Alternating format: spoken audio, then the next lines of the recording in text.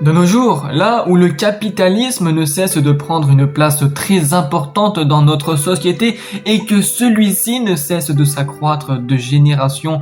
en génération, eh bien, en conséquent de cela, nous nous retrouvons avec une marée d'individus complètement addicts, complètement saccagés par le matérialisme, par le fait de posséder les objets à dernier prix qui ne servent strictement à rien. Et pour y voir un peu plus clair sur cet aspect-là, pour que vous compreniez aussi bien, remontant dans le temps, donc des millénaires avant notre chère année qui est 2024, puisque lorsque nos ancêtres tapaient le silex afin de produire une étincelle, eh bien ils avaient aussi 5 objectifs afin de survivre, qui étaient de manger, de faire l'amour, d'avoir un statut social très important, mais aussi d'avoir le maximum d'informations sur leur environnement afin de minimiser leurs chances de crever. Et enfin, le plus important, minimiser les efforts. Donc, des millénaires plus tard, au lendemain de la Seconde Guerre mondiale, là où l'Occident se développe dû à l'industrialisation, là où le confort de vie, où le niveau de vie ne cesse d'augmenter, et cela ne cesse d'être exponentiel, arrivant jusqu'à notre ère, la fameuse ère numérique. Bref, et là où je voudrais en venir,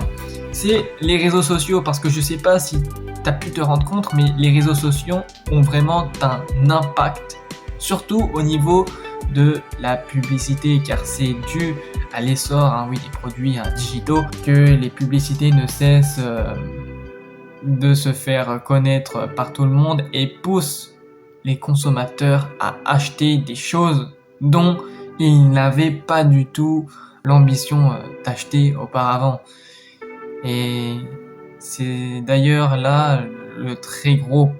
problème, parce que les gens deviennent complètement addicts, complètement esclaves des objets sans qu'il n'ait aucun bénéfice dans leur quotidien,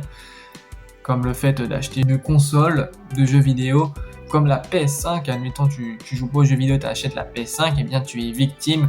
du matérialisme, et ça peut être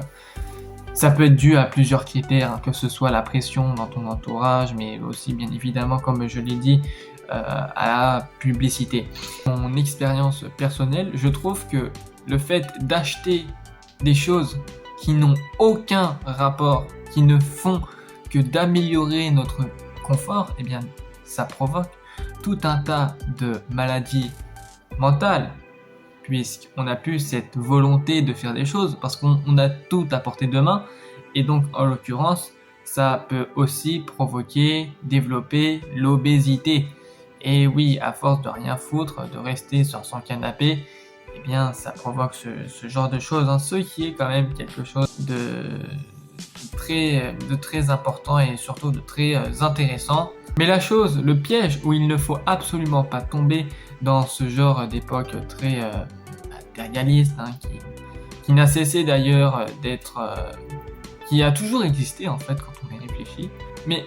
c'est le fait d'être addict à un objet dont on n'avait pas la moindre existence, et qu'on se sent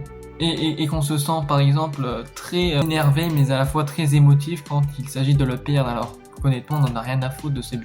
cet objet au départ. On ne s'est jamais dit qu'on allait acheter cela juste parce qu'on a été charmé, dompté par les publicités. Donc en conclusion de cette courte vidéo, je te conseille fortement de tout simplement jeter les objets dont tu ne te sers plus,